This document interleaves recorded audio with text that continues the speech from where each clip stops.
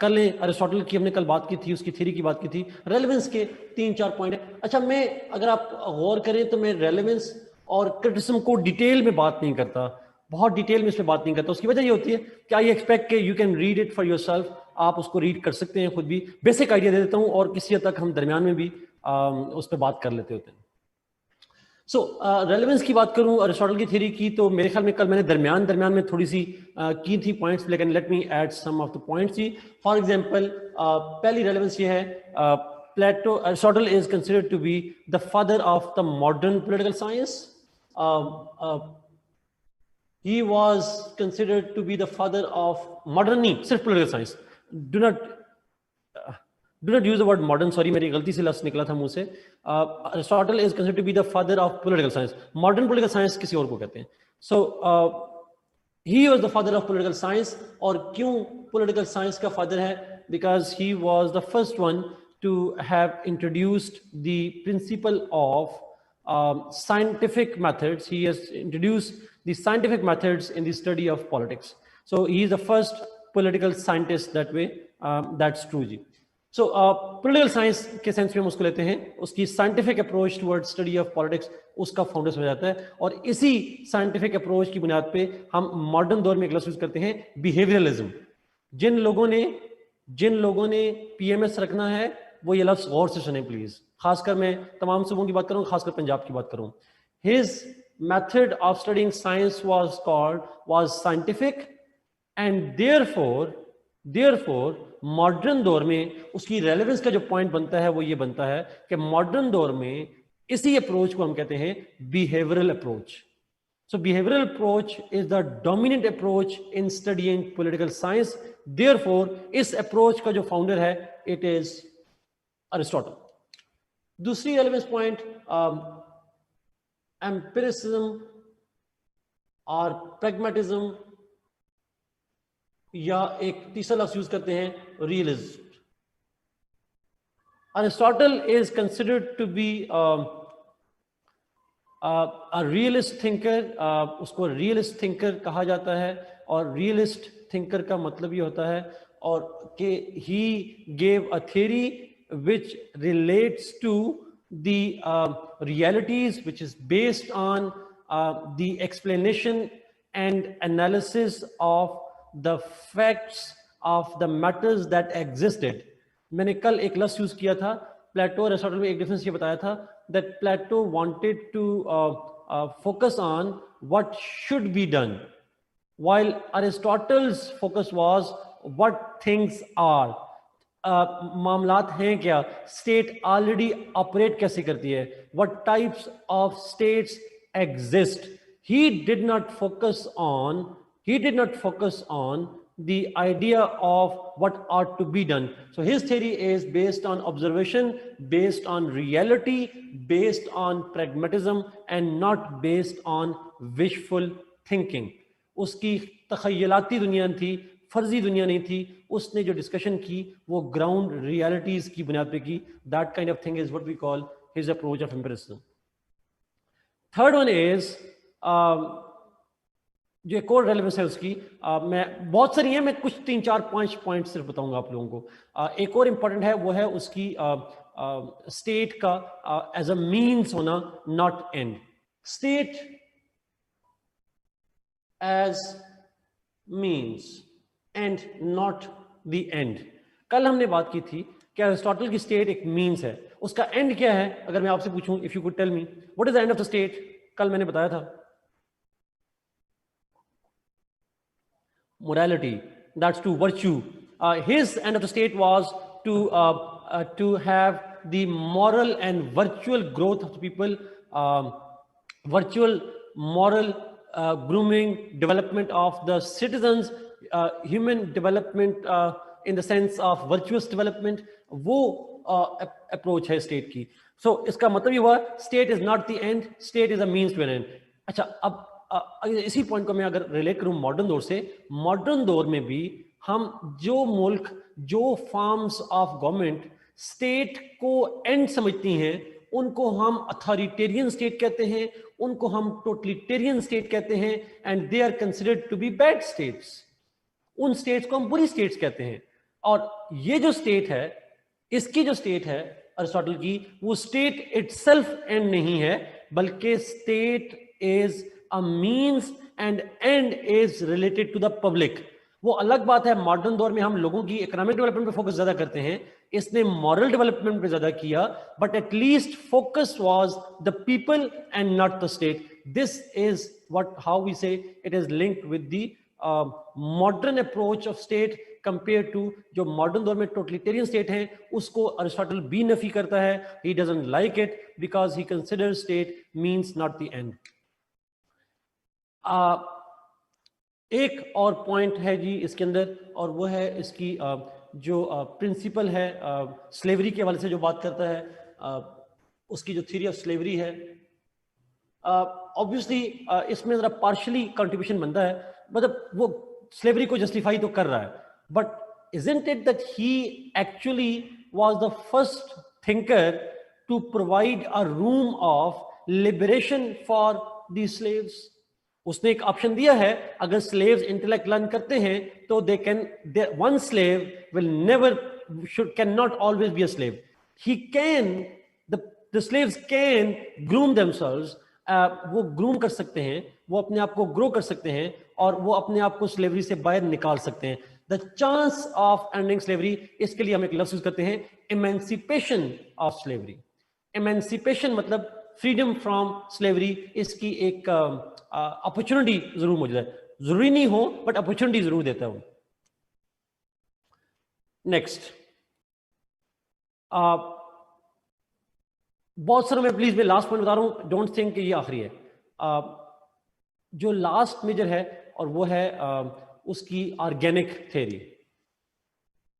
कल भी जिक्र हुआ था, मैंने हल्का सा डिफाइन किया था, ज्यादा डिटेल में डिफाइन नहीं किया, जिसको हम कहते हैं कि he was one of the first thinkers जिसने ऑर्गेनिक थ्योरी दी, who believed that state is an evolved entity. State evolve होती है, और वो क्यों इवॉल्व होती है? Because he creates an analogy between the individual and the state. वो एक इंसान और स्टेट के दरमियान में एक एनालॉजी क्रिएट करता है, उसको हम कहते हैं organic principle. So he was the first one to have given the theory that states are like humans. मैंने कहा था state is a magnified individual, और उसमें स्टेट मैग्निफाइड इंडिविजुअल होगी, इंडिविजुअल को मैग्निफाई कर देंगे तो स्टेट बन जाएगी। और ऑब्वियसली उनकी, क्योंकि इंसानों की और स्टेट की जो कैरेक्टरिस्टिक्स हैं, they also correlate with each other, वो रिलेशनशिप बनता है उनका, they correlate with each other. This is what we call the organic theory. Modern दौर में हम बाद में जाके पढ़ेंगे कि जो आपकी ऑर्गेनिक थ्योरी है, जो ये कहती है कि स्टेट भी इवॉल्व होती है, ग्रो करती है, इसको हम डिटेल से बाद में पढ़ेंगे जाके। अगर आपको यहाँ समझ ना भी आई तो हम वहाँ जाके पढ़ेंगे। पहले फैमिली थी, फिर ट्राइब था, फिर clans tribes etcetera. State grow करती है, वो स्टैटिक नहीं होती सॉर्ट ऑफ। दिस को हम कहते हैं एवोल्यूशनरी थ्योरी भी कहते हैं, ऑर्गेनिक भी थ्योरी कहते हैं। He is the pioneer of this theory. So ये कुछ कंट्रीब्यूशंस है, there are many other contributions. मैंने जैसे आपको एक कुछ की एग्जांपल दी है। Last point, criticism.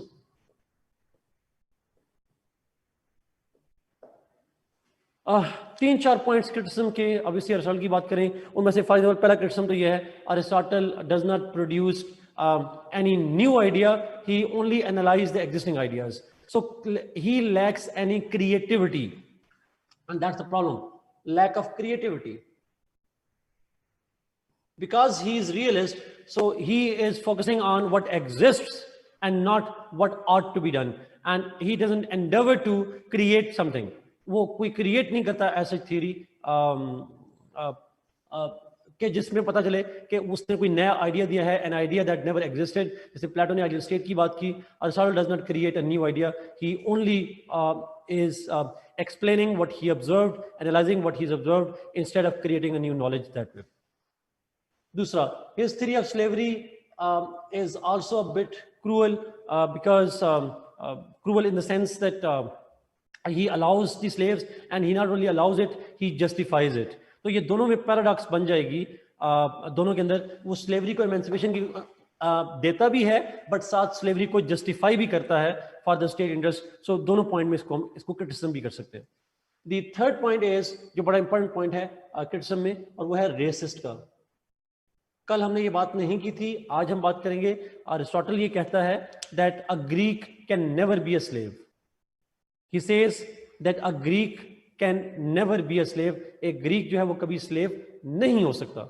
If a Greek can never be a slave, तो इसका मतलब है he is being racist himself. वो खुद भी एक रेसिज्म की बुनियाद रख रहा होता है। ग्रीक्स को एग्जाम्पशन है, नॉन, वो कहता है ग्रीक्स क्योंकि इंटेलेक्चुअली सुपीरियर होते हैं, वो नहीं हो सकते। वो बेसिकली खुशामद कर रहा होता था Aristotle, but this is one of the points of criticism as well. फिर उसके जो मीनिंग्स ऑफ द टर्म्स हैं, the concepts that he used, for example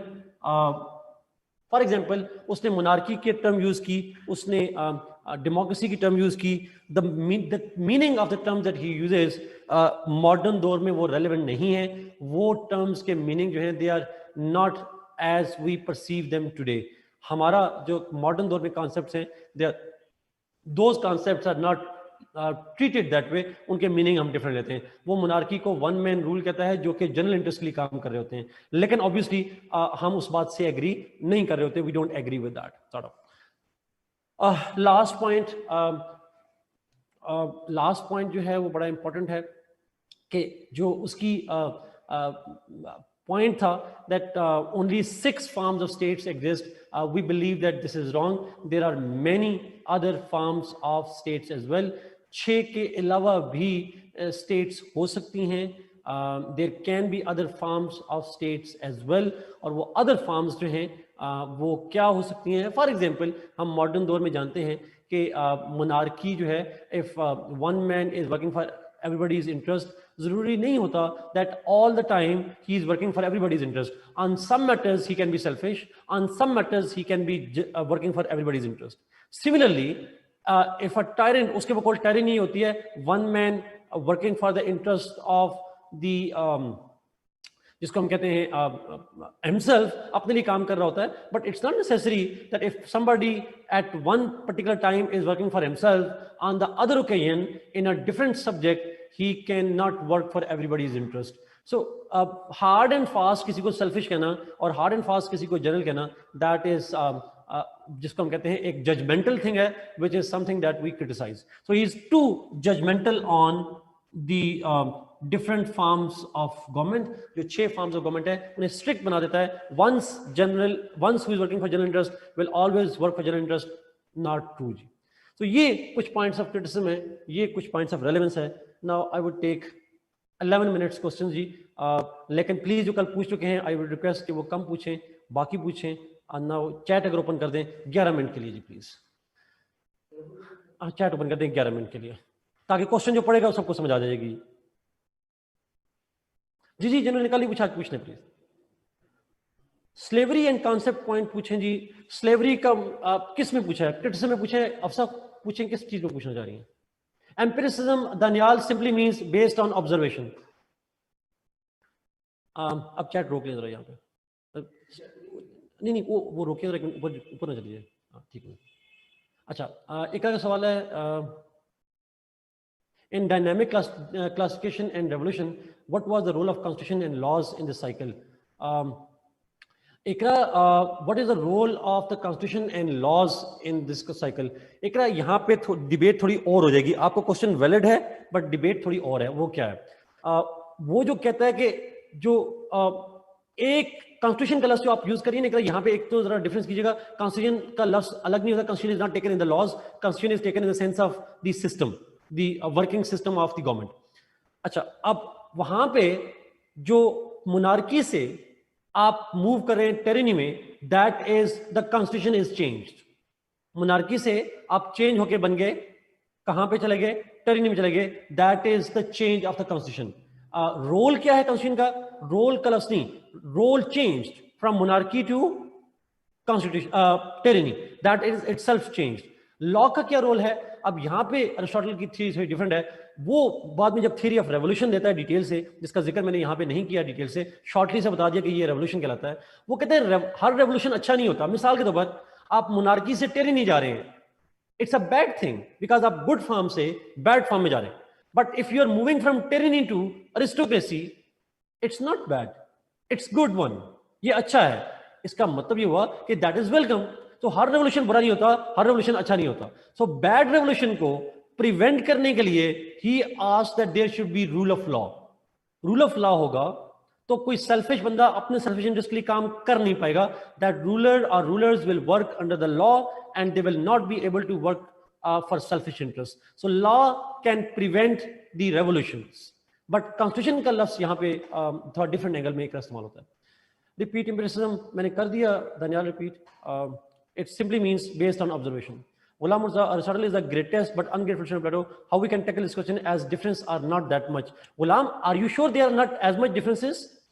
Are you sure? You need to really think about that because आपको मेरे ख्याल में ये difference आपको खुद ढूंढना चाहिए। मैंने दोनों के मैं बता दिया। If you find some, get it checked by me and I will add more points on that.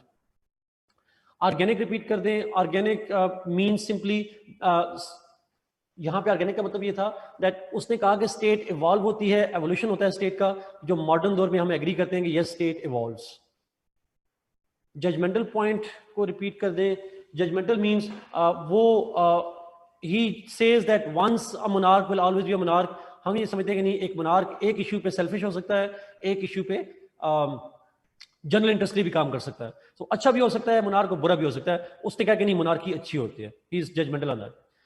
Sir if he said Greek slaves नहीं हो सकते, but yesterday you told there can be 2 slaves. उसके addition में अलीशा यही point है। इनके बाद वो कहता है कि ग्रीक स्लेव नहीं हो सकते, बाकी हो सकते हैं। Why is second not Greeks? But उसने कहा तो हम नहीं, उसने कहा there is no logic for that. Mia said, sir, is there any need to read about this other ideas about women and essence of ideas? No, Mia said no. You don't need to read all of them. You need to just focus on state, classification of state. ये इन point पे focus करना है। नीचे आ जाए chat में।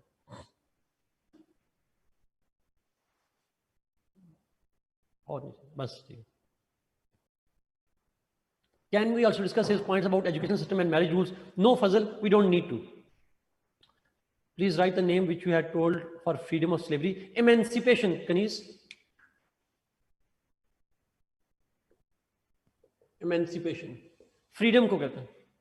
So does you cover this topic? Yes, it covers this topic.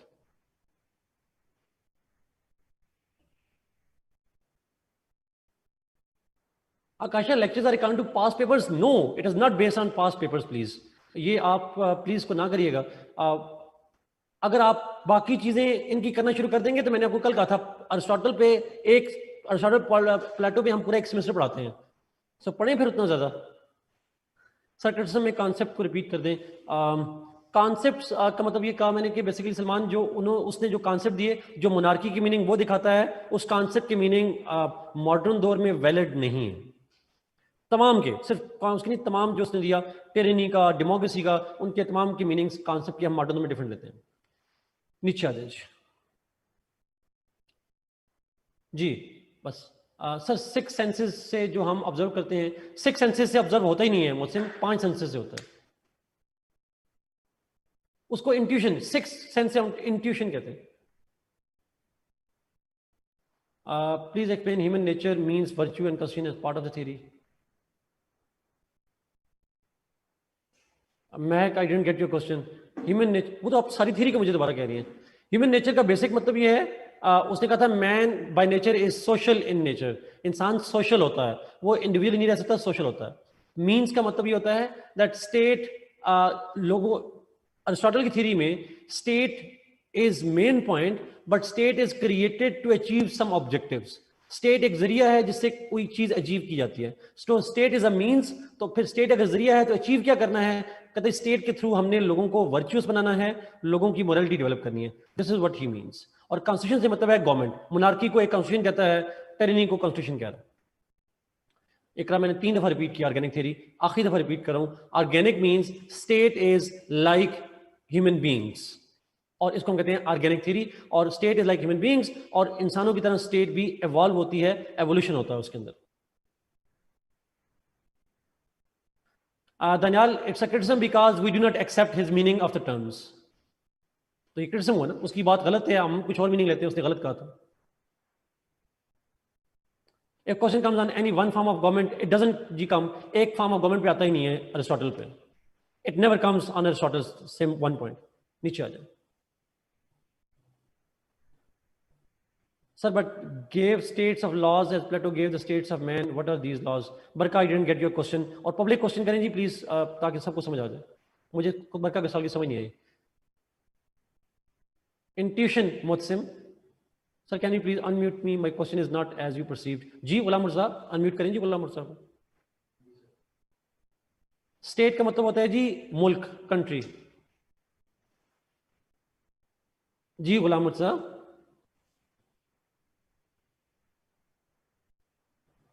गुलाम साहब को आवाज आ रही है?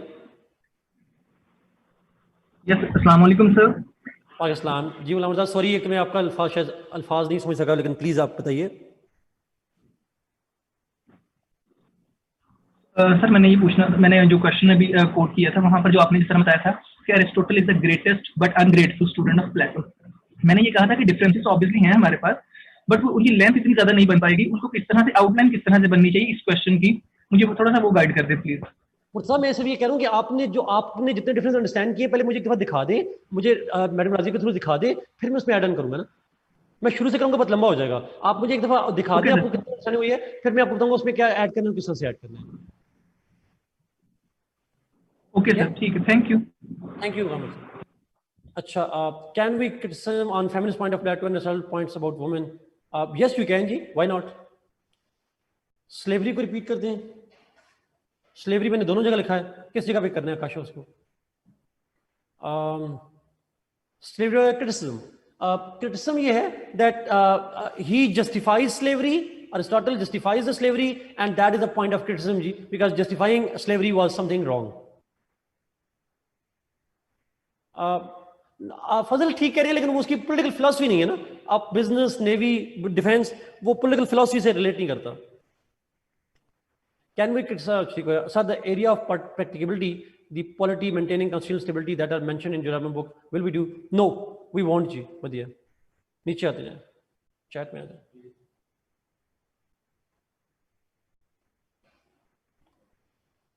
आजा और नहीं। Only the ethnic Greek or any person of the state in Greece, the racism point referring to whom cannot. Greeks cannot be slave. Athens की बात नहीं है, Greeks cannot be slave. महक मैंने कर दिया उसको रिलेट। ज़रा देन प्लीज इसको अगर आप प्लीज लेक्चर के आखिर में या मैडम राजिया को कहेंगी, वो मुझे मैसेज फॉरवर्ड कर देंगी, मैं आपको जवाब दे दूंगा मैडम उनके थ्रू। सो ज़रा उनके थ्रू अगर प्लीज कर लें। कर दिया महक मैंने repeat. How concept point came in criticism, I mean if we have avoid this terms in other meaning. Daniyal मैंने एक्सप्लेन कर दिया इसको। नीचे आ जाए, नीचे आ जाए, नीचे आ जाए, आ जाए, आ जाए। गुलाम मुर्तज़ा का क्वेश्चन आ गया, हो गया, मैंने कर दिया। अच्छा sir, both Aristotle and Plato gave theory on the basis of wisdom means their considered state was same except king. No Hamza, both gave the theory of state, but both have seen state in a different way.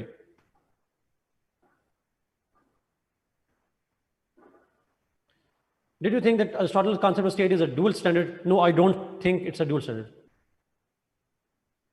महक मैंने कर दिया, नीचे आते हैं।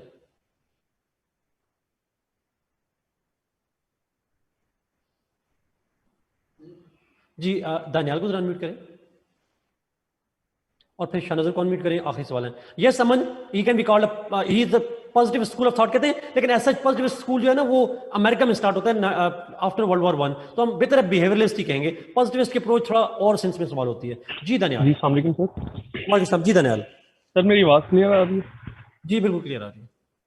Sir मेरा question यही था कि जो अभी आपने आंसर दिया सर, कि वो टर्म्स वहां से चूंकि ओरिजिनेट हुई थी, वो वक्त के साथ साथ अगर हमने उसको इवॉल्व इस तरह कर लिया है कि उसका मतलब कुछ और बन गया, तो वो क्रिटिसाइज तो नहीं ना होगा सर?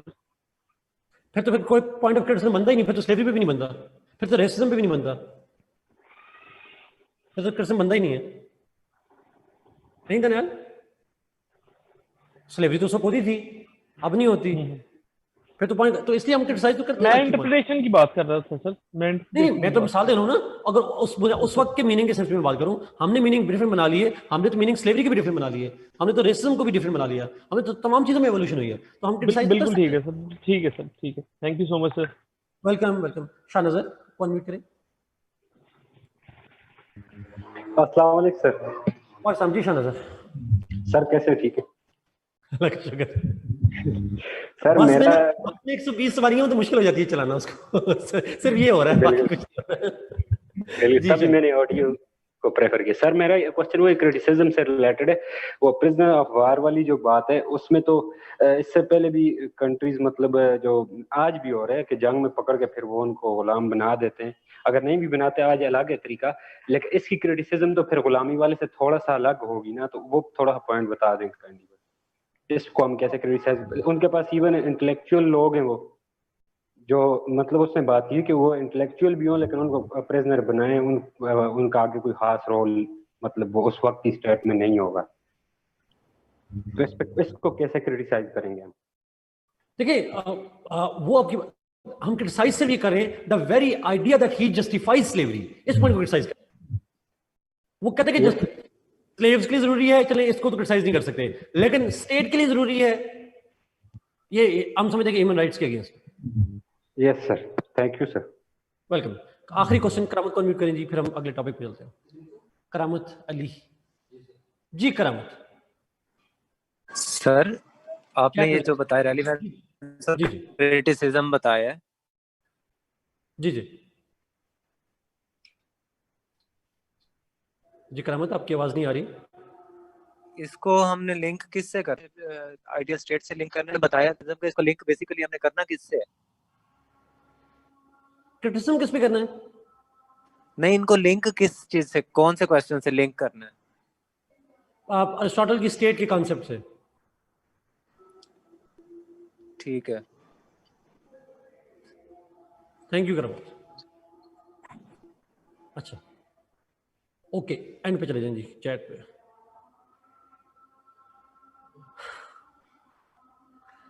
ओके जी, लेट्स मूव जी। आई गेस टॉपिक अगला करते हैं, ताकि फिर मैंने आधा घंटा क्वेश्चन आंसर लेने हैं आप लोगों के। इसको मैं रिमूव करूं। अच्छा, एक मेरी रिक्वेस्ट आप लोगों से करूं, आपका काम और आसान हो जाएगा अगर आप मेरी बात रिक्वेस्ट कर लें, आपका काम भी और आसान हो जाएगा। एक तो आपने काम ये करना है कि आप एक दफा कोशिश किया करें कि एक लेक्चर में आने से पहले एक टॉपिक को देख लिया करें। जैसे मेरे ख्याल में मैंने मैकियावेली का शायद नहीं बताया था, मेरी गलती थी, बट नेक्स्ट जो टॉपिक होगा मुझसे आप पूछिएगा।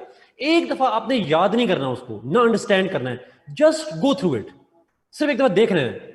और आप जब देख लेंगे तो आपको बहुत सारी चीजें क्लियर हो जाएंगी सॉर्ट ऑफ। और दूसरी चीज, जब आप ये लफ्ज के मीनिंग पूछते हैं ना कि ये एम्पिरिसिज्म फॉर एग्जांपल, आप इसका मतलब क्या है, ठीक है आप मुझसे भी पूछ सकते हैं, but I guess Google can also answer you. वो सिंपल अंग्रेजी लफ्ज होते हैं, उनके टेक्निकल मीनिंग नहीं होते। हाँ, वेरीफाई कर लिया कि सर मेरा ये मीनिंग है, क्या ये यही मतलब है? अगर वो नहीं होगा तो मैं एक्सप्लेन कर दूंगा, अगर होगा तो मैं यस में सिंपली जवाब दे दूंगा। तो वो आपके लिए भी आसानी हो जाएगी, मेरे लिए भी आसानी हो जाएगी। It would save time sort of.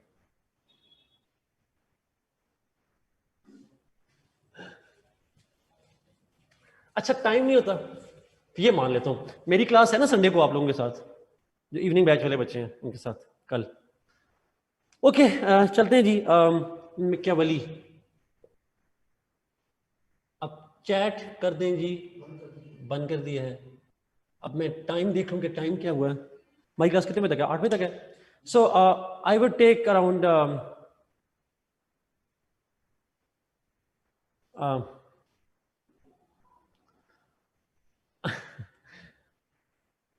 Awais, मैं टीचर हूं, मैं कुछ भी कर सकता हूँ, कभी मना कर सकता हूँ, कभी अलाउ कर सकता हूँ। अच्छा सर, अच्छा आपने एक काम करना है जी। हमने I will have around 40 minutes 45 minutes पे लेक्चर होगा, और उसके बाद फिर हम इसको I would take 30 minutes question जी। आई गेस 30 मिनट्स काफ़ी होंगे। अच्छी बात है, आप लोग खुद से बातें कर रहे हैं, it's always a good thing. कभी कभी घर वाले भी तो आपको म्यूट कर देते हैं। तो कितने बजे नमाज की फ्री है, नमाज की ब्रेक है, कितने बजे नमाज है मुझे बता दें, ताकि मैं उस हिसाब से डिसाइड कर लूँ। नमाज 7:15 पे, 7:15 पे। अच्छा 7:15 पे मैं, अगर आप मुझे 7:20 तक मैं लेक्चर देता हूँ जी, फिर 10 मिनट्स की ब्रेक लेंगे, फिर हम आगे आके क्वेश्चन ले लेंगे सारे। ओके, लेट्स बिगिन जी। आसान है, मिक्यावेली कोई मुश्किल नहीं है।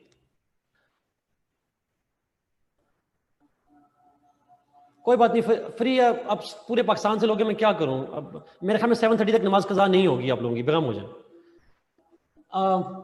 अरिस्टोटल्स कंक्लूजन, इकरा सॉरी भूल गया था, कंक्लूजन उसका आसान है, इकरा मुश्किल नहीं होगा मेरे ख्याल में।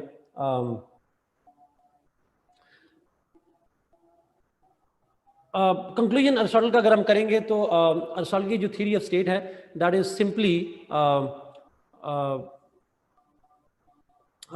जो अरिस्टोटल की थ्योरी ऑफ स्टेट है दैट थ्योरी इज हम उसको कहते हैं कि Aristotle was the thinker who had the most profound impacts on modern political science.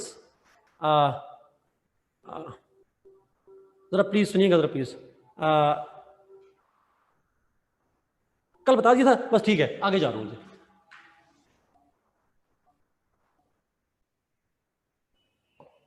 अब मैंने आपकी चैट नहीं देखनी है, अच्छा, I want see the that your chat, so नहीं देख रहा मैं, आप मुझे कंफ्यूज कर रहे हैं।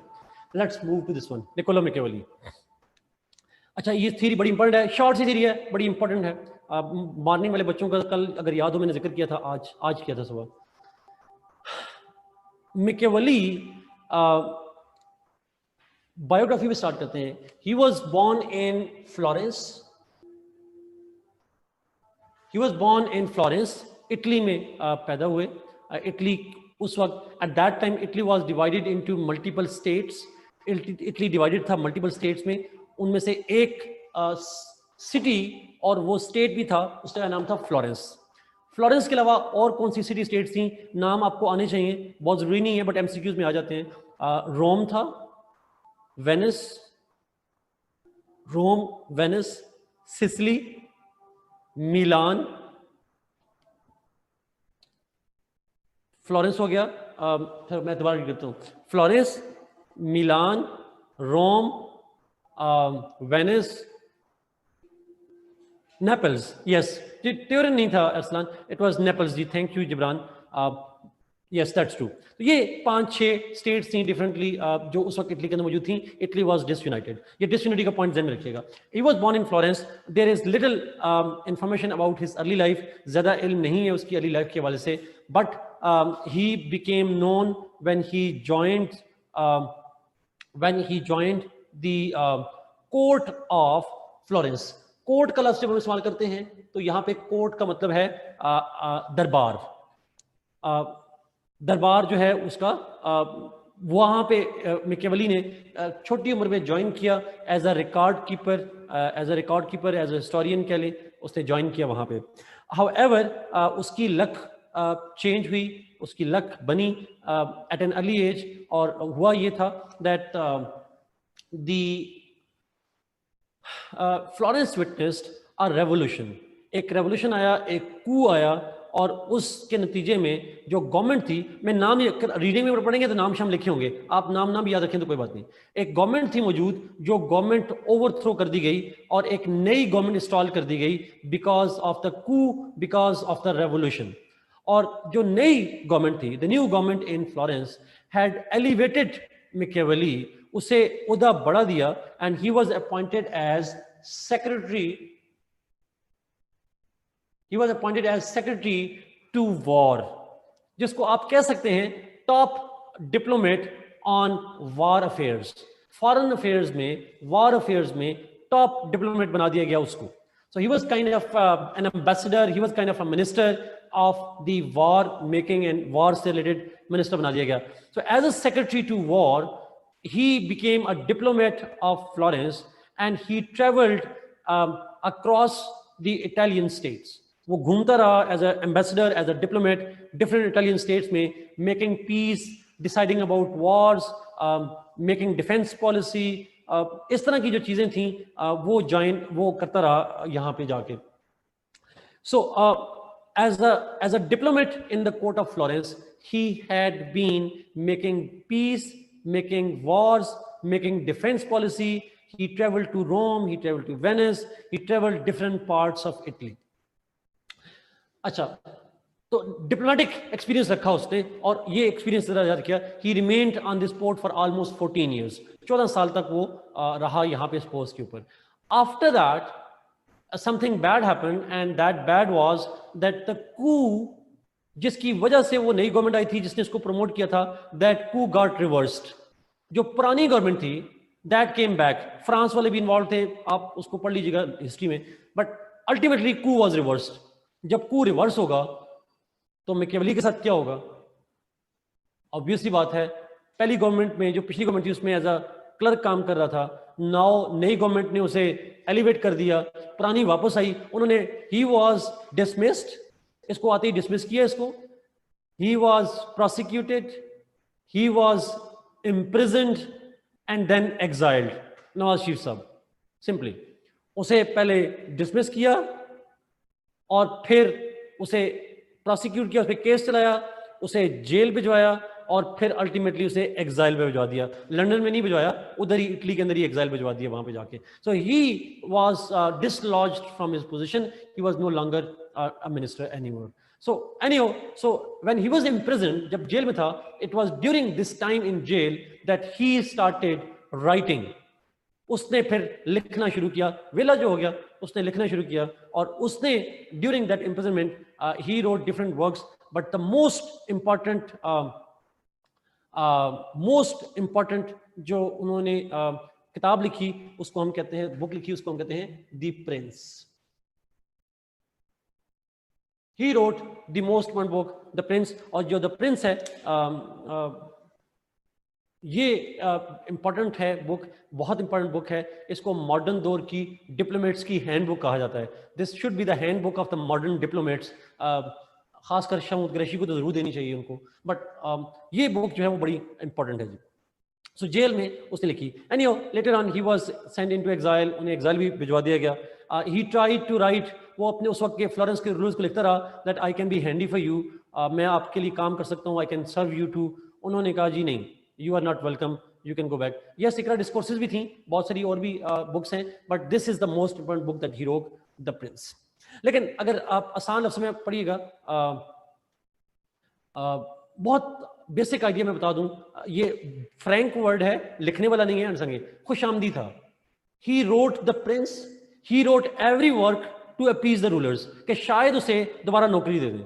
ही wanted to return, he wrote letters कि मुझे वापस कर दें, आई कैन सर्व यू, मेरा एक्सपीरियंस है, I can help you out. उन्होंने कहा भाई नहीं, आप नहीं चाहिए। उसे एग्जाइल पे रखा, लेकिन मिन्नतें तरले करने के बाद फिर उसे अलाउ किया कि वापस आ जाओ, नौकरी फिर भी नहीं देनी। सिंपल सा उसका सोल्यूशन है। Even the prince was written for the same purpose. वैसे by the way almost Aristotle की थ्योरी भी ऐसी ही है sort of. This is he wanted to have a deal, but उसको डील मिली नहीं जी। This is the point. This is simple biography. तीन takeaways. One, he lived in Florence at a time when Italy was divided into city states। 5-6 different city states थी, तो Florence में पैदा हुआ। दूसरी, he worked as the secretary in the war। He worked as a secretary to war। Third, he wrote the book The Prince। ये ज़हन में रखिएगा प्लीज। बेसिक जो टेकअवेज हैं, उसकी किस थ्योरी पे सवाल आता है, पेपर में सवाल किस टॉपिक पे आता है। इन पेपर मैकियावेली पे क्वेश्चन किसी डिफरेंट एंगल में आ सकता है, आंसर बहरहाल सेम ही होता है। जो मोस्ट लाइकली टर्म है यूज होने की, दैट इज वो उसकी थ्योरी ऑफ पावर पॉलिटिक्स और the prince. The Prince means उसकी बुक के ऊपर सवाल आ सकता है, और power politics means simply the politics must be governed by the principles of power. ये बेसिक आइडिया है, लेकिन हम इसको एक्सप्लेन करेंगे। पावर पॉलिटिक्स अभी आपको समझ नहीं आएगी, but simply the idea of power politics and the idea was written in the book the Prince. और भी एंगल है। Machiavelli is also considered to be the father of the modern politics. Modern political science का father भी कहा जाता है। वैसे तो पॉलिटिकल साइंस का फादर अरिस्टोटल को कहा जाता है, तो जो दूसरा बाप है वो ये है sort of, he is the second father कह लें, बट मॉडर्न पॉलिटिकल साइंस का फादर कह लें, he is that kind of thinker. अब वो क्यों कहा जाता है, बट ऑब्वियसली इसकी कंट्रीब्यूशन देखेंगे तो you will get to know sir. Anyhow, I guess this is a brief biography. Thank you for the 3 books लिखी हैं, The Prince, Discourses है, और The Art of War. That's true. But let's see the context. Context को लिखते हैं, फिर इस पे जाएंगे। Context. Why Machiavelli gave the theory of power politics, why he wrote the book the Prince etcetera. असल वजह तो मैंने बता दी, खुशामदी था, लेकिन ऑब्वियसली उसकी लिखते वक्त अप्रोच जो राइटिंग अप्रोच है वो तो एक एकेडमिक अप्रोच है, एक नॉलेज बेस्ड अप्रोच है, वो क्या थी इसके ऊपर हम बात करते हैं। बहुत गौर से सुनिएगा प्लीज। अच्छा प्लीज नीचे कमेंट कीजिएगा, मुझे आइडिया जगह कितने लोगों को आइडिया है। Do you have an idea on enlightenment and renaissance? Okay, there's a mixed answers, yes and no. Mostly yes है, but there are no's too. Okay जी, let me explain, because no's हैं तो I have to explain करना है। Okay, ठीक है, मैं इसको थोड़ा एक्सप्लेन करता हूँ जी। रेनेसां का जो टर्म है हम यूज करते हैं, वो बेसिकली अंडरस्टैंड कीजिएगा, Renaissance gave birth to Enlightenment and all that, वो सारी उसके अंदर आता है। जरा गौर से सुनिएगा प्लीज, ये सारी हिस्ट्री आपने कहीं नहीं लिखनी, बट आपने उसको पढ़ना है सॉर्ट ऑफ। मैं लफ्ज़ लिखता हूँ जी, enlightenment,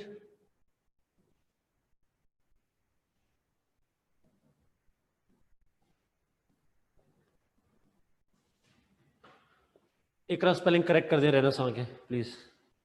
okay, so enlightenment and renaissance ये दो टर्म्स हैं जी, they are used in different ways. REN नहीं, REI नहीं है, RENAISSANC, ठीक हो गया, RENAISSANC। Thank you Safina, thank you Iqra. Okay, now what is this term? हमने ग्रीक्स के बारे में पढ़ा, प्लेटो अरिस्टोटल के बारे में पढ़ा, और हमने वहाँ पे डिस्कस किया that Plato Aristotle was the father of the modern political science, और इसी तरीके से प्लेटो की भी थियरी है, उससे पहले पैथागोरस रहे हैं, उससे पहले सोक्रेटिस रहा है, बहुत सारे थिंकर रहे हैं ग्रीक्स के अंदर।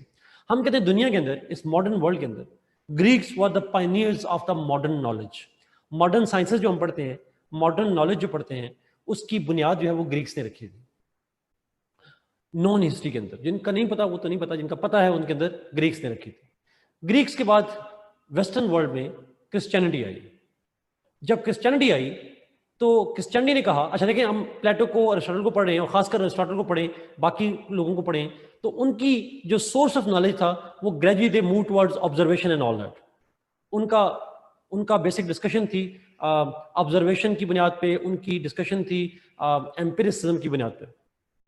नाउ जब यहां पे ग्रीक्स का टाइम ग्रेजुअली डिक्लाइन आया, तो उन ग्रीक्स के टाइम के बाद क्रिश्चियनिटी आई, तो क्रिश्चियनिटी ने कहा कि नहीं, नॉलेज की बुनियाद ऑब्जर्वेशन नहीं हो सकती, बिकॉज डिवाइन रिलीजन है, और डिवाइन रिलीजन कहता है कि खुदा है, but you can't see the God, you can't observe the God. How God gave his message, you can't observe the message, you can't observe the medium of the message. बस prophet ने कहा कि मेरे ऊपर वही नाज़िल हुई, you have to accept that, and you need to have a faith in God. You can't have a physical observation of the God or his messengers, जो आते रहे, जिनको हम फरिश्ते कहते हैं, जो मैसेज लेकर आते रहे प्रॉफिट्स तक। तो profit said, I am the prophet and I met the God. You have a blind faith in that. आपको ऑब्जर्वेशन वाला element, knowledge on the basis of observation is secondary thing. The primary thing is the faith in God himself. हम नहीं कहते जहां हमारी अक्ल खत्म होती है वहां खुदा का वजूद होता है। God has something in mind which is beyond our comprehension. हमारी कंप्रीहेंशन से बात की बातें, अगर हमारी ऑब्जर्वेशन और कंप्रीहेंशन से बात की बातें हैं, we can't think, God can think about that. तो इसका मतलब ही हुआ faith is superior to observation, it is superior to man's logic. Man is subordinate, man is sinful, man तो कुछ भी नहीं है।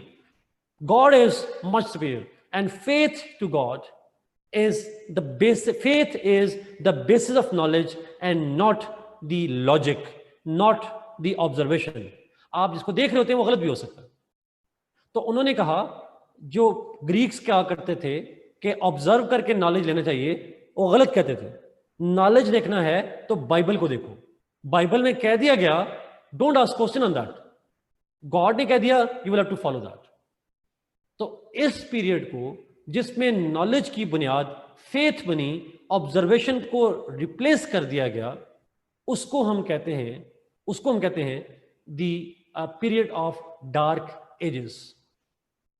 The period of dark ages was the period of rejection of the science, the rejection of the logic, the rejection of empiricism. Christianity की वजह से. खैर western world में चीज, इस्लाम भी उसी दौरान आया, जो भी इस्लाम का पीरियड है, बट हम क्रिश्चियनिटी भी रहते हैं. लेकिन a time came when gradually people started questioning this method. और लोगों ने रिजेक्ट किया इस मॉडल को, और वो ग्रेजुअली क्यों रिजेक्ट किया, क्यों ऑब्जेक्ट किया उसके ऊपर, वो ये था. अब यहाँ पे जरा लिंक करेगा, इस पॉइंट को मैं रिलेट करूँ जी, एक मिनट जरा गौर सुनिएगा प्लीज. वो ये कि जब उन्होंने कहा जी खुदा जो कहेगा वो सुपीरियर है, इंसान नाकसल अक्ल है, इंसान सोच नहीं सकते, खुदा की अक्ल सुपीरियर है. खुदा ने कहा वो बड़ी विजडम है, इंसान की विजडम है ही नहीं. तो वो ये कि कुछ लोग खुदा के ठेकेदार बन गए. पोप्स जो क्रिश्चियंस की हाईएस्ट रिलीजियस क्लर्जी है, पोप, और उसके नीचे डिफरेंट जो क्लर्जी बनती है, दे स्टार्टेड कम्युनिकेटिंग और they started interpreting the message of the God. खुदा के मैसेज को जो बाइबल में लिखा गया, जिसको हम टेस्टामेंट कहते हैं, और फिर आपको पता है ओल्ड टेस्टामेंट भी है क्रिश्चियनिटी के नजदीक. So Old Testament, the new Bible, ये सारी को इंटरप्रिटेशन जो है, it was left to the popes. Popes became the kingmakers. And when I say kingmakers, I'm referring to this point that popes were considering themselves to be the authority on what God wants. As a result of this power that popes got, the kings made alliance with them.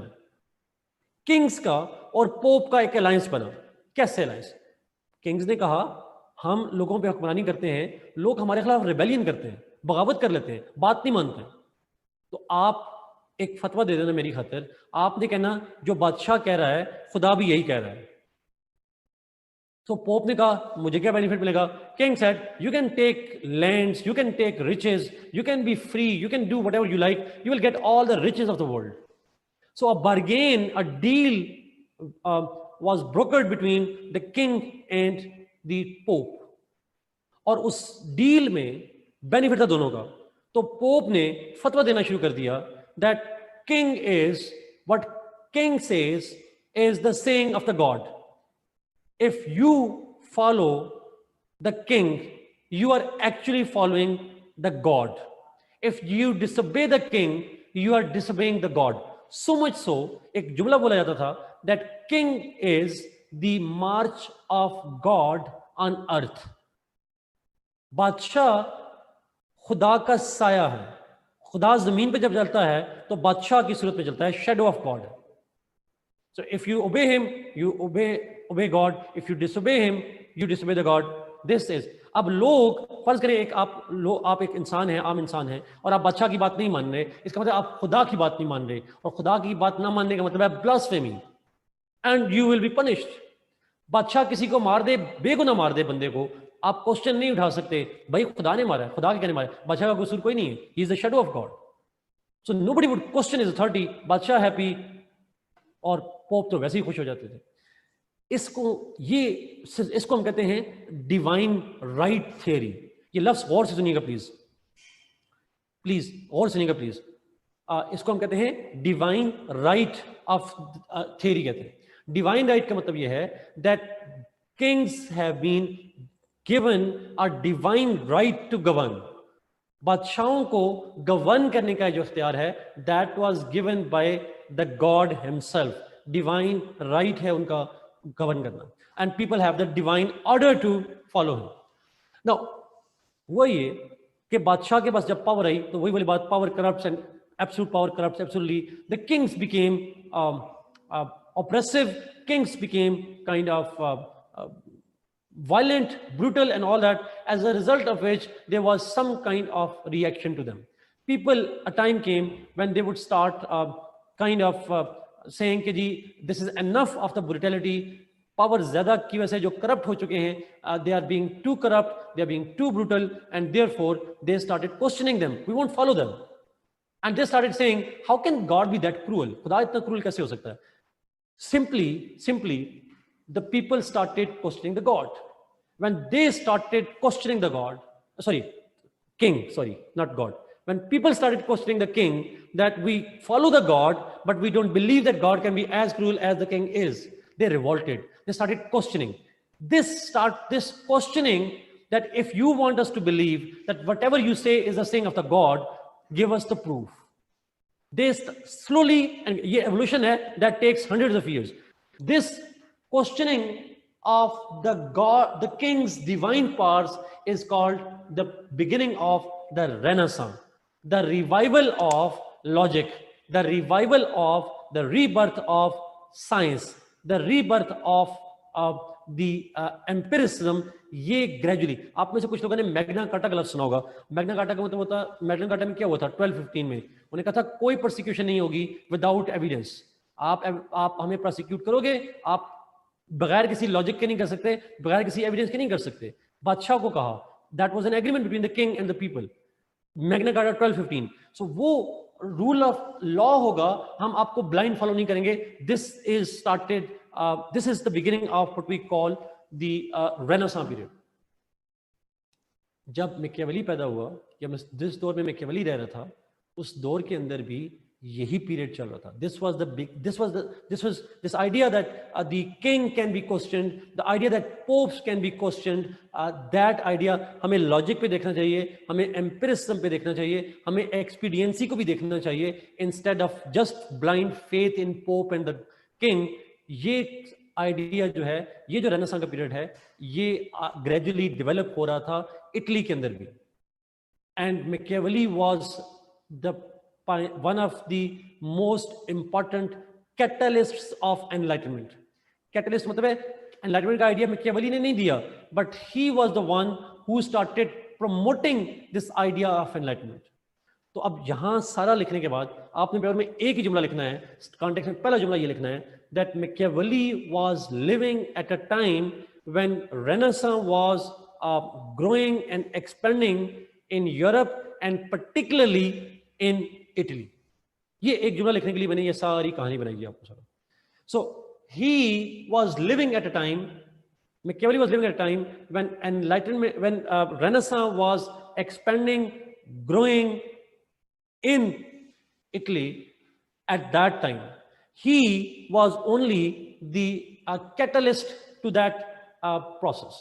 अब let me link इस point का link कैसे बनता है उसकी theory के साथ. 2 point और है, शॉर्टली 2 मिनट में खत्म हो जाएंगे. सो एनलाइटमेंट वाली पॉइंट आ गई यहाँ पे. रेनेसां लेड टू एनलाइटमेंट, इसी से आगे निकलता है सारा. अच्छा, आपने सिर्फ एक जुमला लिखना है, ये वाला स्टार्ट यहां से करना है, that Machiavelli was living at a time when there was a general popular revolt against the divine right and people were asking questions. People were interested in not blind following, they were more interested in asking for logic and reasons. Machiavelli was the follower of the Renaissance process and he was the one who wanted to follow the same process. पहला point. दूसरा, Machiavelli के जमाने में as a diplomat he had observed something. और उसने क्या observe किया था? Machiavelli's observation, और मैंने क्या कहा, observation according to enlightenment, according to Renaissance, observation is superior to faith. ये enlightenment का पीरियड था जिसपे Machiavelli भी फॉलो कर रहा था जिसको. Now Machiavelli as a diplomat he observed the working of states. Italy मैंने कहा ना 6 स्टेट्स में यूनाइटेड था, डिसयूनाइटेड था, डिवाइडेड था 6 में. उसने ऑब्जर्व किया कि डिफरेंट स्टेट्स जो इटली की स्टेट्स हैं, why they are divided. He wanted to explore the reasons for divisions of Italy and as a patriot Italian he wanted to unify Italy. वो चाह रहा था कि इटली की जो 6 स्टेट्स हैं, एज अ मिलिट्री डिप्लोमेट उसने कोशिश की कि इन सबको इकट्ठा करके एक यूनाइटेड इटालियन स्टेट बना दी जाए. तो ऑब्वियसली आप अगर यूनिटी क्रिएट करना चाह रहे हैं तो जिसकी वजह से, जिस काज की वजह से डिवाइडेड है, वो काज रिमूव करेंगे तो स्टेट्स यूनाइटेड हो जाएंगी, इकट्ठी हो जाएंगी. सो Machiavelli expresses his observation and says that in his opinion in Machiavelli's opinion, the root cause of division of Italy is the popes. जो पोप हैं, जो क्रिश्चियन क्लर्जी है, टॉप क्लर्जी है, that pope and the other clergy, they are responsible for disunity in Italy. Pops ने जानबूझ के ये division create की हुई है। क्यों डिवीजन क्रिएट की हुई है? पोप्स को क्या फायदा है? उन्होंने कहा असल में छोटी छोटी स्टेट्स हैं, वीक किंग्स हैं, अगर किंग पॉलिटिकली वीक होगा, उसकी पावर कम होगी, तो उसे चाहिए डिवाइन राइट। अगर पोप उसके हक में फतवा दे दे कि ये जो बादशाह है, he is the shadow of God on अर्थ, तो बादशाह की पावर बढ़ जाएगी या कम हो जाएगी? आप लोगों से अगर मैं पूछूं, विल द पावर इंक्रीज और डिक्रीज? It will increase. वो तो he can subjugate the people. People will have no excuse not to follow him. So the king was weak, therefore he was dependent upon the pope and each one. But if kings get united, agar kings इकट्ठे हो जाएं, will they need the endorsement from the pope? No. So किसको आसान लफ्ज़ों में हम नहीं कहते divide and rule. So he kept them divided. The pope kept the kings divided, and therefore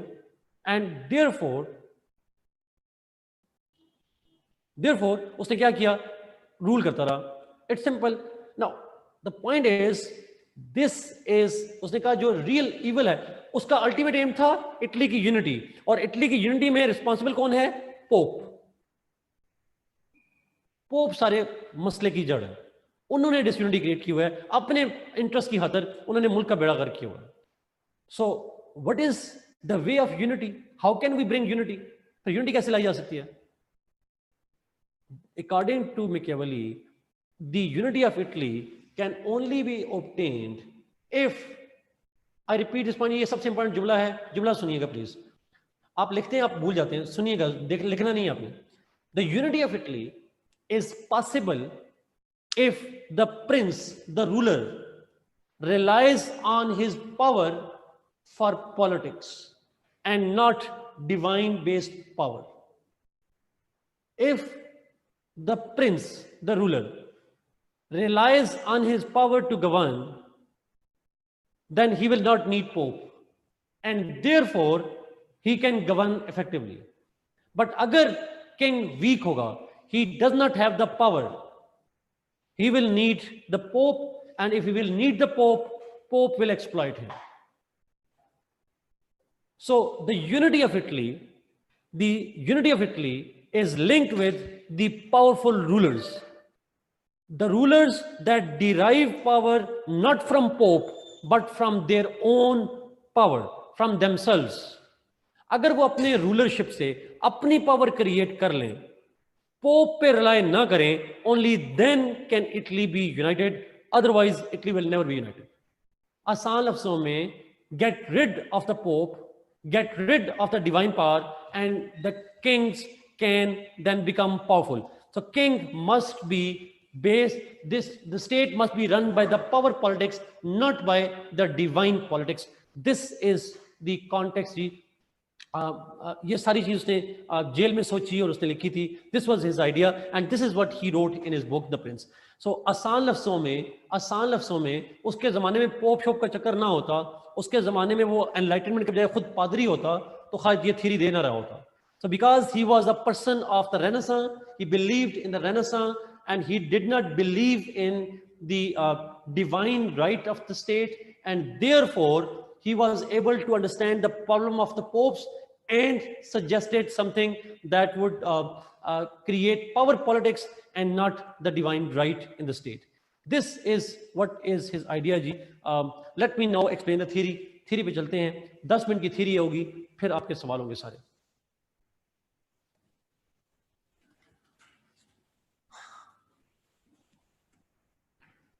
मैं थ्योरी को जरा सिंपल फॉर्म में जरा एक्सप्लेन करूंगा, बड़े आसान से पॉइंट्स हैं इसके अंदर।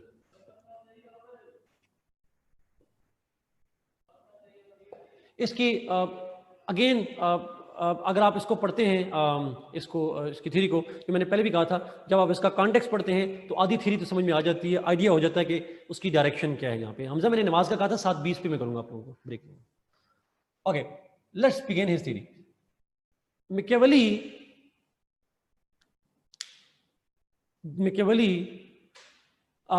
थ्योरी ऑफ पावर पॉलिटिक्स जी, इसकी थ्योरी का नाम थ्योरी ऑफ पावर पॉलिटिक्स है। मेरे ख्याल में मैंने शुरू में कहा था, इसी पे सवाल आते थ्योरी ऑफ पॉलिटिक्स। और ये थ्योरी ऑफ पावर पॉलिटिक्स किस बुक में लिखी गई? In which book was this theory written? The prince, exactly. So the prince पे सवाल आ जाए या पावर पॉलिटिक्स पे सवाल आ जाए, आपने आंसर इस तरह से देना है। Machiavelli says that explains, he begins from human nature. Machiavelli says that man by nature is rational. He is wise. He is wise. He is rational. He bases his decisions on logic and reasons, calculations. समझदार इंसान है। इंसान समझदार होते हैं, वो calculation करते हैं, कॉस्ट बेनिफिट एनालिसिस करते हैं, जहां पे अच्छाई लगे करते हैं, जहां पे बुराई लगे नहीं करते, अपने अपने इंटरेस्ट को देखते हैं। एंड दे आर जो रैशनल होता है, जो लॉजिकल होता है, he keeps his interest on top of everything else. Selfish है, man is selfish, self centric है, अपने इंटरेस्ट को प्रमोट करता है। Man is only motivated by the fear. अगर आप इंसान को खतरे में डाल दें तो वो अपने इंटरेस्ट को प्रोटेक्ट करने के लिए, अपनी बॉडी को प्रोटेक्ट करने के लिए, he can do anything. So he is self centric, he is selfish, and only thing that can threaten him is fear. Fear से आप उससे मोटिवेट कर सकते हैं। आप नहीं कहते कनपट्टी पे रख के काम करवा लेते हैं लोग। So this is what we can do. So protect our life, to protect our interest, we are willing to do anything for anybody. So we don't care about anything else. We don't care about the values, norms, principles. We only care about our selfish interests, own selfish interest. And because we care for our own interest, therefore we also fear. Fear is also an important part of the human nature. Second, state, according to Machiavelli, is just like the same. States are also like human beings. States are also selfish. States are also kind of self-centric, and states also fear. There's a constant fear in state. There's a constant fear in the rulers. Rulers में constant fear होता है, state में fear होता है. State is like the human beings. Organic kind of principle है. He also believes in the organic principle. मैं यहाँ पे लिख नहीं रहा, but state is like human beings का मतलब ये होता है that it is organic. Next, he says, Machiavelli says that the states can be of different types. State can be of different types. अच्छा, मैं वो टाइप्स यहाँ पे नहीं लिखूंगा, आप में से कुछ लोग शायद पढ़ें। मैंने टाइप लिखा भी इसलिए ताकि अगर आप में से कुछ लोग पढ़ें तो आप ये ना कहें मैंने बताया नहीं था, बट मैं टाइप्स नहीं पढ़ा रहा यहाँ पे। बट ऑब्वियसली जो स्टेट की डिफरेंट टाइप्स हैं उनमें से Machiavelli prefers monarchy, an absolute monarchy.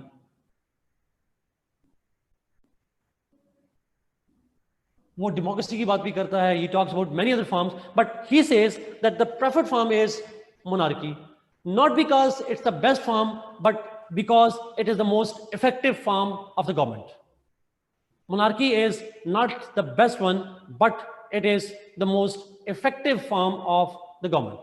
आमना वाले पॉइंट पे मैं भी आऊंगा बाद में, इसी पॉइंट पे आऊंगा बाद में. So he believed that there are many forms of states, there are other ideal forms of state too, but monarchy is absolute monarchy. मतलब होता है a monarchy where all powers are in the hands of the rulers. This kind of monarchy is the most powerful one. और monarchy में rule कर रहा होगा the prince. The prince will be ruling that monarchy और वो उसको गूंगा. अब यहाँ पे प्लीज ध्यान रखिएगा, monarchy से मतलब वो नहीं है जो कि हमें बताता है अरिस्टोटल मीनिंग देता है. यहाँ पे monarchy का मतलब डिफरेंट है. यहाँ पे monarchy का मतलब है one man who rules on the basis of hereditary principles. Hereditary बुनियाद पे जो प्रिंसिपल्स पे गवर्न करने वाला होता है उसको हम monarchy कहते हैं. Now absolute monarchy होगी. how that monarch should govern. The prince, अब इसको हम कहते हैं, he gives in his theory of state, in his theory of power politics, Machiavelli provides some advices, some admonitions या advices to the prince. अब वो prince के बारे में काफी सारे पॉइंट होंगे. The prince को मैं यहां लिख रहा हूं. Machiavelli says that the prince, जो कि monarch होगा, जो ruler होगा, he must ensure the separation of church from politics.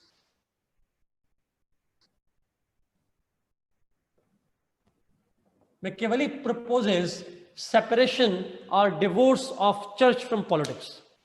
In simple words, अगर मैं simple लफ्ज़ों में बात करूं, तो Machiavelli ये कहता है that the prince must govern politics independent of religion. जो पोप है और क्रिश्चियनिटी है, उसके प्रिंसिपल्स को देख के पॉलिटिक्स को गवर्न नहीं करना चाहिए उसको.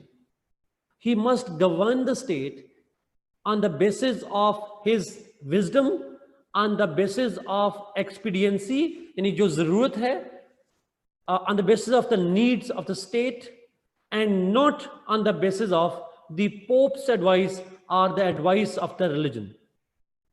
So the state must be governed by the needs of the state. State को उस पे करना चाहिए, उस तरीके से गवर्न करना चाहिए जो उसकी जरूरत है, not caring whether religion says it or not. So religion church को खत्म करने की बात नहीं करता. He just says that the power of the Pope, power of the church should only be on divine matters, while political matters must be governed by and they must be decided upon by the prince independently. इस idea को हम कहते हैं secularism. Secularism is not the demise of the religion. It is the separation of the religion from political decision making. जब आप decision कर रहे हो तो आप रिलीजन से सोर्स लेकर डिसीजन ना कर रहे हो, आप जरूरत के मुताबिक डिसीजन कर रहे हो. इसको हम कहते हैं secularism. This is so church रहेगा, पोप रहेगा, पोप की अथॉरिटी चर्च तक रहेगी, पॉलिटिक्स में प्रिंस रूलर होगा. Subordination of church to politics. Subordination of church to politics. वैसे by the way, Machiavelli is considered to be the founder of the secularism. Founder of secularism भी कहा जाता है. वो पहला इंसान था जिसने, पहला political thinker था जिसने चर्च और पॉलिटिक्स को सेपरेट करने की बात की थी. Subordination. Machiavelli says that the church must be separate from politics. Pope की डोमेन होगी चर्च तक, खुदा के मामलात होंगे तो लोग चर्च जाएंगे, रियासत के मामलात होंगे तो लोग प्रिंस के पास आएंगे. दो अलग अलग काम होंगे. लेकिन in case of clash between the two, the church will be subordinate to the prince. The state will have an upper hand. The law of the state shall also apply to the church. जो church है वो subordinate होगा, जो ultimate authority है separately काम करेंगे, but in case of clash the state will be superior, church will B inferior. Lockdown हुआ, states ने कहा लॉकडाउन करें, चर्च ना भी मानता हो तो उनको कहा आपको करना पड़ेगा lockdown. They have to follow that. So the church was made subordinate to the state. ये आइडिया भी कर देगा, सेपरेट किया गया, but ultimate authority was with the prince, ultimate authority was with the politics and not to the church. Separation of ethics from politics.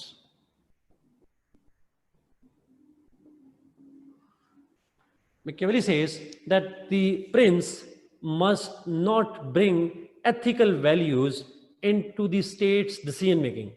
जब वो state को चला रहा हो, गवर्न कर रहा हो, he must not bring in the ethical values, normative values, वो values लेकर ना आए. आसान लफ्जों में honesty, truthfulness, keeping your words, keeping your promises, straightforwardness, जितनी भी morality की principles हैं, they are there, but they must not be the guiding principles of the state policy. The prince must govern on the basis of the needs of the state and not on the basis of the ethical values. Ethical values खत्म करने की बात नहीं कर रहा. वो कह रहा है ethical values अगर state interest को promote करती है तो ठीक, नहीं करती, do not follow it. Completely separated. State decision making must not be imprisoned to or made hostage to the ethical values. Separation of ethics and politics. जब मजहब को सेपरेट कर देंगे, एथिक्स डिराइव ही मजहब से करते हैं, तो ऑटोमेटिकली एथिक्स भी सेपरेट हो जाएंगे.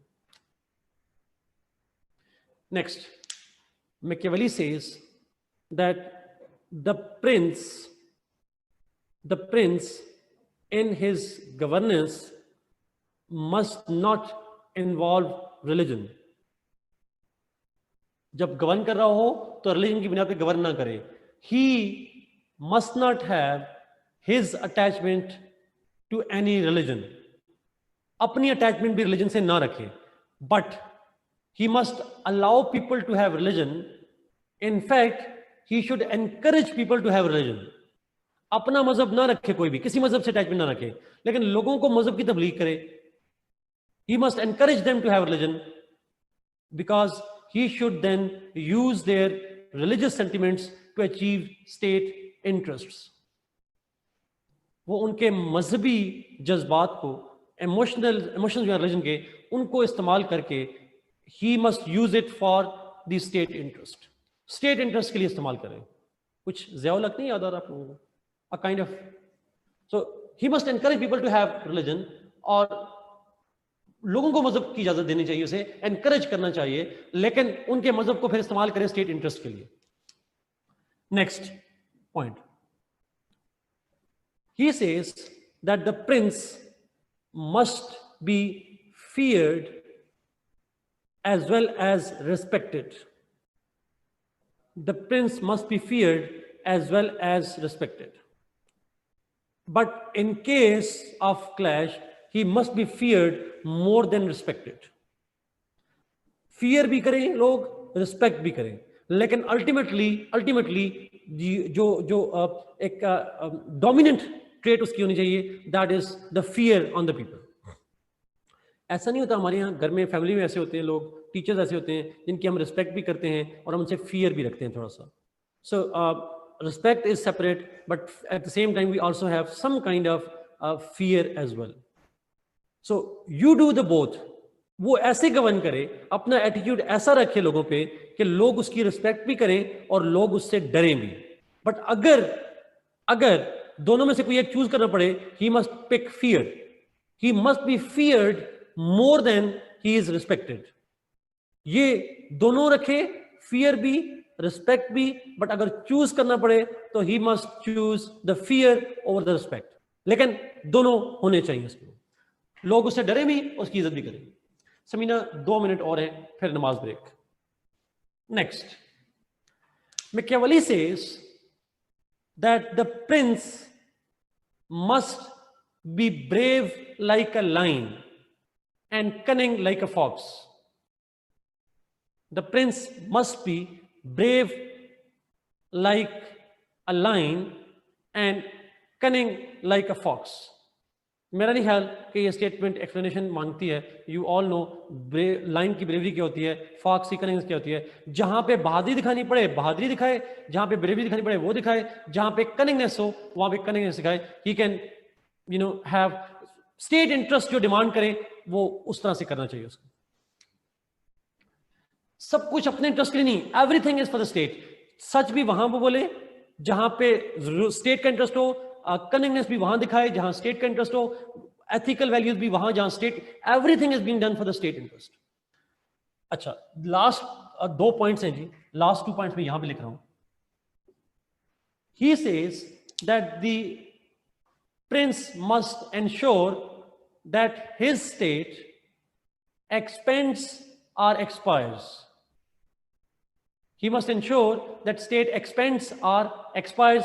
एक state expend हो या expire हो, आसान लफ्जों में उसको चाहिए कि हर वक्त अपनी स्टेट की टेरिटरी को एक्सपेंड करता रहे. अगर नहीं कर पाएगा तो एक्सपायर हो जाएगा. कैसे एक्सपायर हो जाएगा? Because somebody else will capture his territory. तो प्रिंस को हर वक्त चाहिए that he should continue to conquer other territories, expand its territories, otherwise somebody else will conquer his territory, and that is the principle that he must follow. Lastly, अब ये आप लोगों ने बताना है, बड़ा इंपॉर्टेंट पॉइंट है. expansionist thought true. Machiavelli says that in case there is a war in his neighborhood, फर्ज करें Machiavelli सी की स्टेट का है, if there is a war in the neighborhood between A and B, paper में A B ना लिखिएगा, Machiavelli कहता है that in case there is a war in the neighborhood, the prince must never be neutral, कभी neutral ना रहे,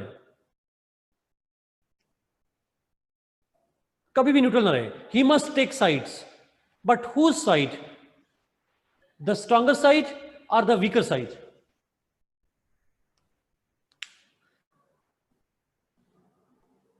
Yes जी, mix जवाब आ रहे हैं, but his answer was he must support the weaker one.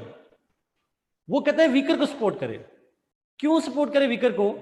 वो कहता है कि अगर आप स्ट्रॉन्गर को सपोर्ट करोगे, the stronger would become more strong and the next target will be you.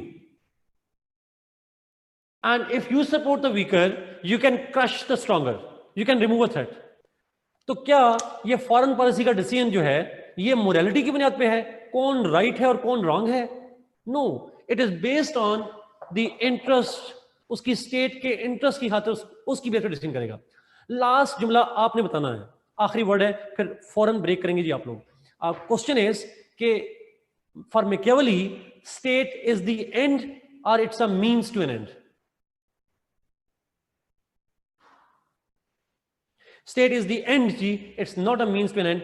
It's the end because everything is being done for the sake of state. झूठ बोल रहा है, वो fraud कर रहा है, मज़हब को separate कर रहा है. Everything is being done for the sake of state. So state is the end and everything else is the means. This is the end of this theory, जी. ये basic theory की end है. So I guess आप लोग break ले लें.